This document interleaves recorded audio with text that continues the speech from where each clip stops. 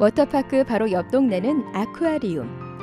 동굴 안으로 들어가면 곧바로 언더워터 월드가 눈앞에 펼쳐진다. 규모는 다른 테마파크들에 비해 그리 크지 않지만 그래도 상어와 가오리 등 대형 해양 생물들도 많이 노늘고 있어서 둘러볼 만하다. 언제나 호기심 넘치는 아이들이 좋아하는 거야 두말할 것도 없는 곳.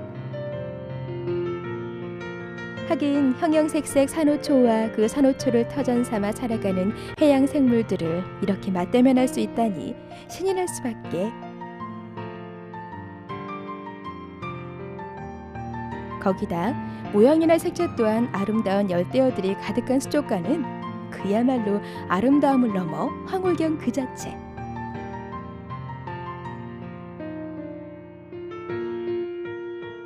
여행자는 연신 감탄사를 내뱉으며 카메라 셔터 누르기가 바쁘다. 한두 번 접한 열대어들이 아니건만 볼 때마다 빠져드는 건 쉽게 만날 수 없는 물속 세상에 대한 신비감 때문일까.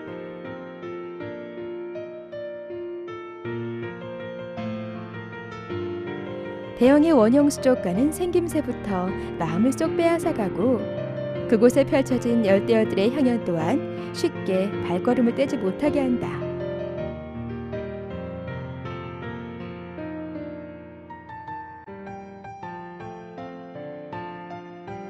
한쪽에 마련된 대형의 평면 수족관에 난데없이 등장한 3명의 인어들.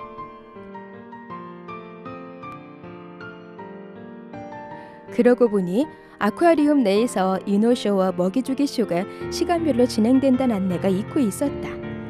빠듯한 일정으로 왔다면 자칫 그냥 지나칠 뻔한 인어쇼. 잠수복을 입거나 장비를 갖춘 것도 아니고 오로지 무호흡 잠수로 쇼를 진행하는 대단한 인어들이 물속에서 요영하는 모습은 무척이나 인상적이다.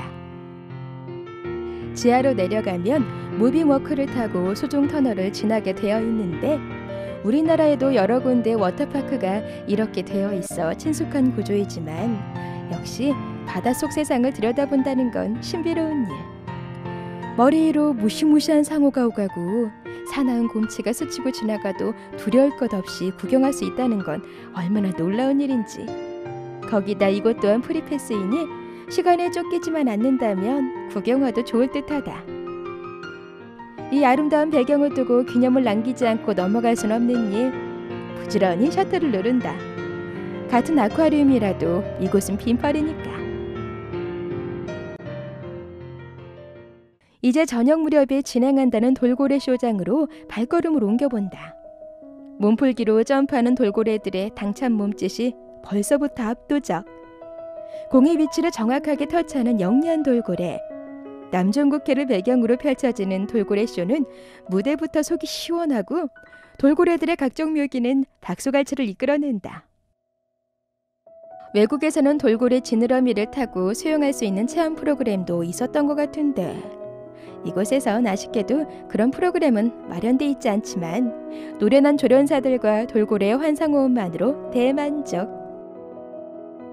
4마리의 돌고래가 동시에 또는 번갈아가며 보여주는 묘기들에 모두들 환호하지만 특히 아이들에게는 그야말로 인기 폭발의 수준이다.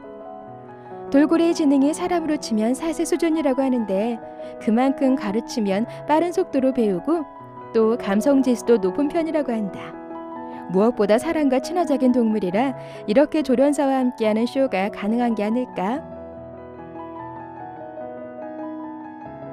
정확하면서 우아한 돌고래의 점프가 석양이 칠 듯한 수평선과 어우러져 아름다운 장관을 그려내는 빈펄의 돌고래쇼.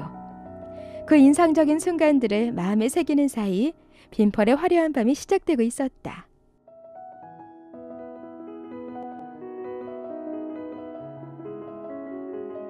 저녁 7시면 시작되는 빛과 물의 향연. 환상적인 야간 분수쇼가 이제 막 시작됐다.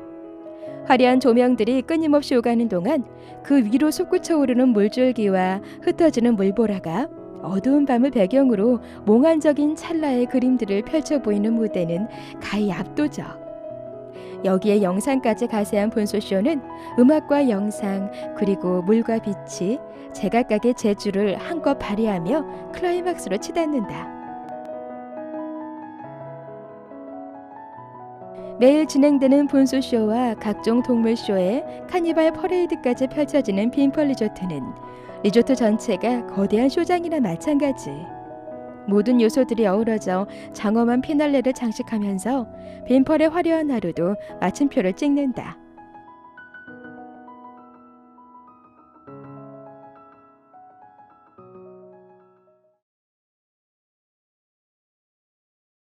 열대 휴양지에서 맛보는 온천은 또 어떤 느낌일까?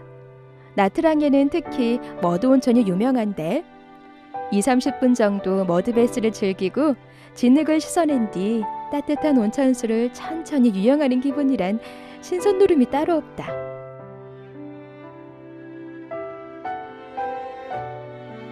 머드 온천이지만 이렇게 수영장이나 온천 폭포와 같은 시설도 잘 갖춰져 있고 아기자기하게 꾸며진 정원에선 산책로 사이사이 피어난 열대의 꽃들이 낭만을 더해준다.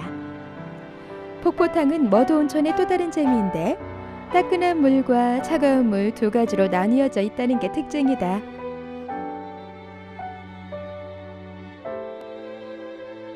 시원하게 쏟아지는 물줄기에 몸을 맡기노라면 전신한맛 그 자체. 야외 수영장도 폭포와 마찬가지로 따뜻한 물과 차가운 물로 나뉘어져 있어서 입맛 당기는 대로 놀 수 있다는 게 마음에 쏙 든다. 자연을 한껏 살린 주변 풍경도 힐링이 한 몫을 더해주는 머드 온천. 이대로도 좋지만 좀 더 본격적으로 즐겨볼까?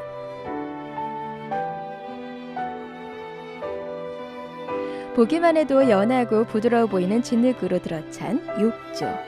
욕조는 1인용부터 8인용까지 크기도 다양해서 함께 즐기기에도 솔로가 찾기에도 만족스럽다. 미네랄이 풍부하다는 진흙은 산에서 채취한 것으로 38도의 온천수와 섞여 이런 머드탕을 채우고 있는데 피부 미용은 물론 피로 회복에도 효과적이란다. 그동안 쌓인 삶의 피로감은 녹아내리고 머드 온천욕을 충분히 즐기며 진흙 속의 좋은 성분들로 몸을 꽉꽉 채우는 기분. 기분만이라도 이미 몸과 마음은 가뿐해진다.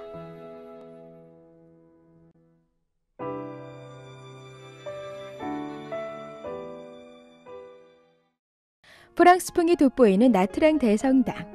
고딕 양식 특유의 뾰족한 탑이 인상적인 나트랑 대성당은 프랑스 식민지 시절 세워진 성당으로 전부 벽돌로 지어진 성당이라 베트남 사람들은 돌교회라고 부르기도 한다. 성당 건물 앞에서 맞이하는 성모 마리아상을 비롯해 마리아상 뒤편으로 수태고지부터 예수의 탄생과 어린 시절까지 새겨진 부조. 대성당 곳곳에는 이렇게 성모 마리아와 예수 그리고 성인들의 조각상들이 들어서 있다. 벽돌로 정교하게 쌓아 올린 고전적인 대성당의 모습은 규모는 작아도 위풍당당하다. 왠지 동양적 색채가 담긴 듯. 베트남의 맑은 하늘과 잘 어우러진 대성당. 무려 6년 동안 지어졌다는 대성당의 내부 또한 아름다운 아치와 스테인드 글라스가 인상적이다. 여전히 많은 사람들이 미사를 드리는 경건한 안식의 공간, 나트랑 대성당이다. 7세기에서 12세기 사이 조성되었다는 포나가르는 베트남의 고대 왕국인 참파 왕국에서 세운 사원으로 현재 남아있는 참파 유적 중 가장 오래된 유적지. 원래는 7개에서 8개에 이르는 탑이 서 있었다고 전해지지만 현재는 4개의 탑만이 남아있다. 그 탑 하나하나 일일이 구워 만든 벽돌을 차곡차곡 쌓아놓은 것인데 종이 한 장 들어갈 틈도 없이 정교하게 쌓은 것하며 그렇듯 높이 올려 이루어낸 웅장함이 그저 놀랍기만 하다. 여전히 그 건축 기술과 벽돌을 맞붙여 놓은 접착제의 성분이 규명되지 않는 미스터리. 게다가 2000년에 복구해 놓은 부분보다 오히려 기존의 건축이 빗물이 빠지는 정도나 견고함에서 앞선다고 하니 더욱 신비로운 것. 포나가르란 10개의 팔을 가진 여신이라는 뜻으로 특히 남아있는 탑 가운데서도 가운데의 탑은 힌두교의 시바신을 상징하는데 아들을 점지해주는 효험이 있다 해서 찾는 이들이 유독 많다고 한다. 지금도 많은 이들이 간절한 소원을 품고 드나들며 기원하는 사원.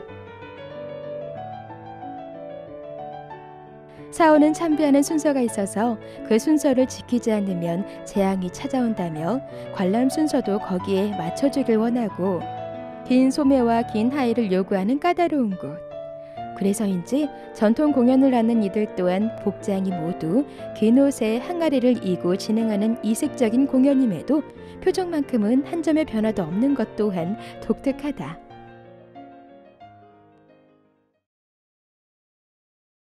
나트랑 대성당에서 천천히 걸어도 10분 정도 걸리는 거리에 나트랑을 보호한다고 전해지는 사원 롱선사가 자리 잡고 있다. 북쪽은 힌두의 신이 아군을 막아주고 남쪽은 부처님이 복을 빌어준다. 이런 얘기가 나트랑 사람들 사이에 오랫동안 전해온다는데 힌두교의 포나가르 사원과 불교 사원인 롱선사를 두고 하는 말이란다. 1896년 들어선 롱선사는 나트랑에서 가장 오래된 사찰.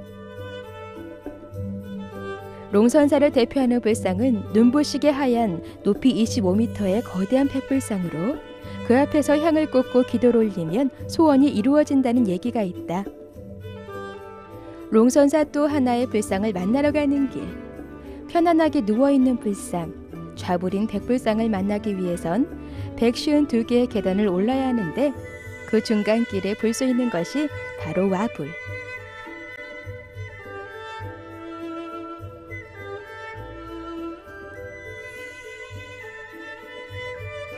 그 규모만 20m에 이르는 거대한 와불은 베트남의 독립을 기념해 태국에서 선물한 것이라고 하는데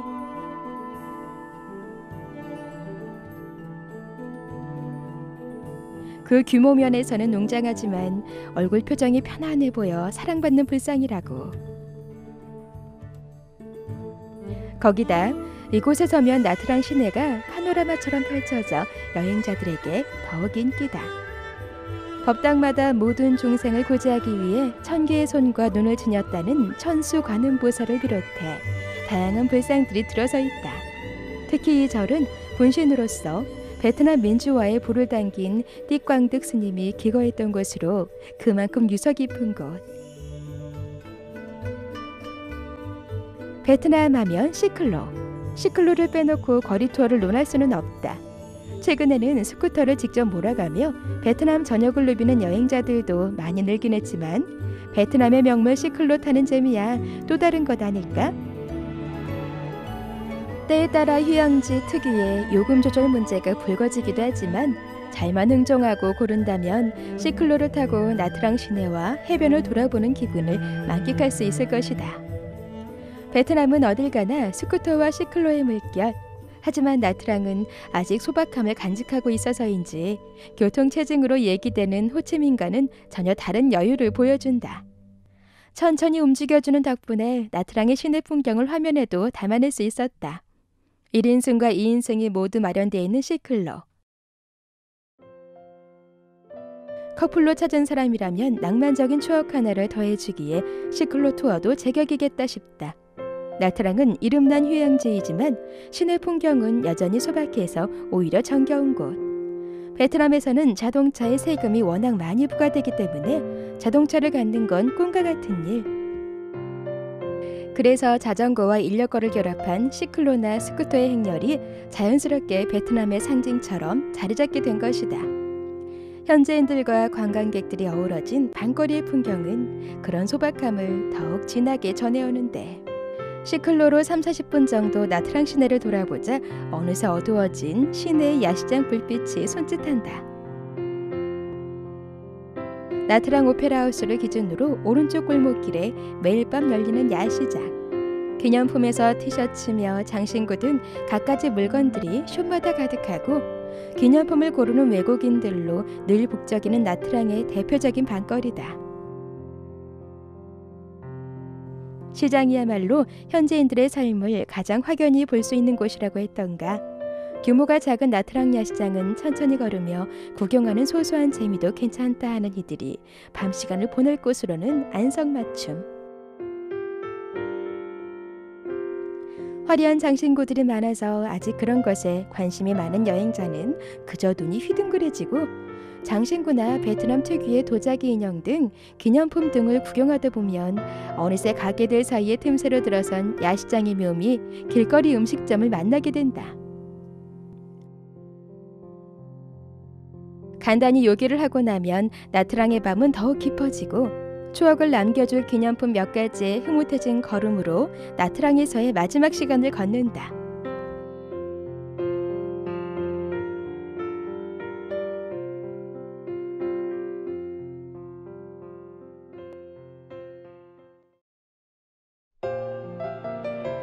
동양의 나폴리, 베트남의 하와이. 나트랑에 붙여진 수식어는 많다. 유력한 전월도 꼽은 꼭 가봐야 할 휴양지에 상위 랭크된 데다 세계적인 미항이라는 얘기까지 듣고 있을 만큼 아름다운 것도 사실이다. 하지만 감상평이란 지극히 주관적인 것. 여행자가 따로 이름을 붙여준다면 나트랑은 쉼표다. 삶의 쉼표이고 일상 속에 메말랐던 감성을 일깨우는 쉼표. 그야말로 푹 쉬고 잘 먹고 신나게 놀고 그렇게 보낸 나트랑에서의 나날은 두고두고 일상의 자양분이 되어줄 것이다. 그래서일까 나트랑을 가보지 않으면 모르지만 한 번 가본 사람은 두 번, 세 번 찾게 된다는 그 이유. 다음번 쉼표가 되어줄 시간이 찾아온다면 역시 나트랑을 찾게 될지 모르겠다.